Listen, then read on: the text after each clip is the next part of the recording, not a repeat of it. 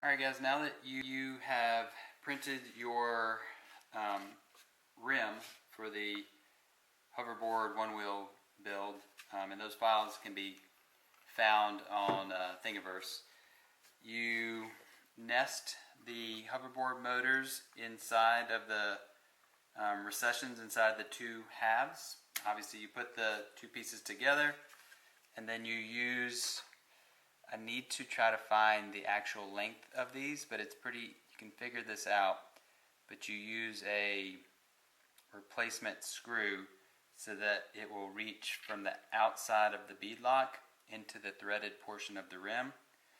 I install the beadlock on the non-valve stem side first to kind of hold it all together. You will need a golf cart tire inner tube. I've posted the size of this in a few other posts, but it's basically 15 by 6 by 6, I believe. And then you'll need a valve stem extension.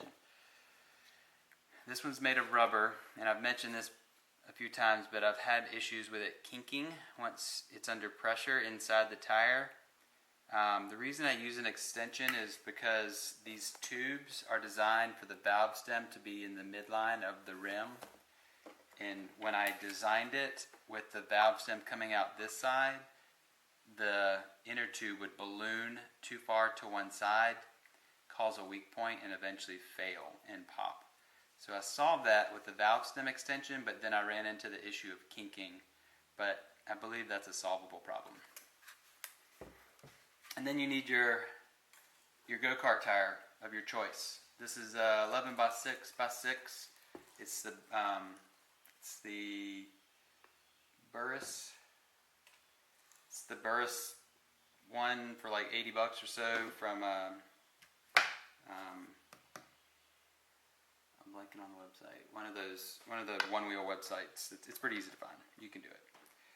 Basic gist is valve stem extension onto the valve stem.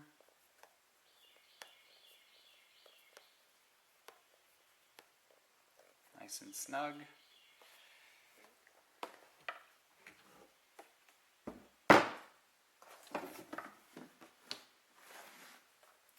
Inner tube into the tire. It's got to be nice and deflated. Try to get it pushed into the tire wall. And then have the valve stem coming out one side, the valve stem side of the rim into the tire.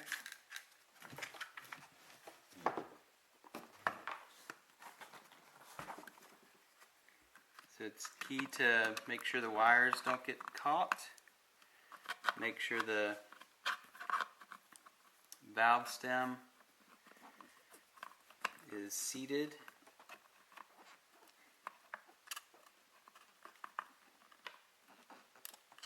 Into the rim.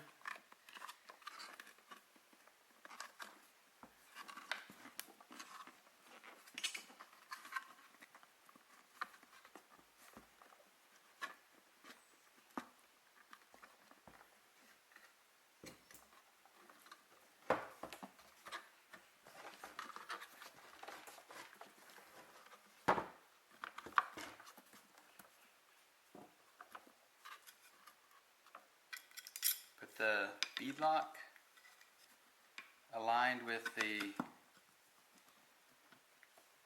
nipple, and then I like to put the cap on. It just kind of makes it a little bit easier from here, and then you can look in to make sure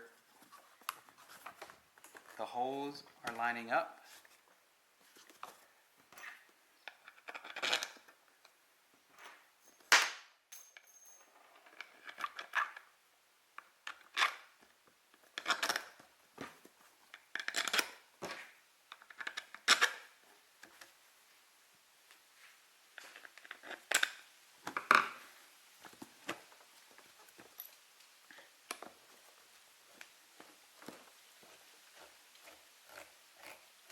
tighten your screws.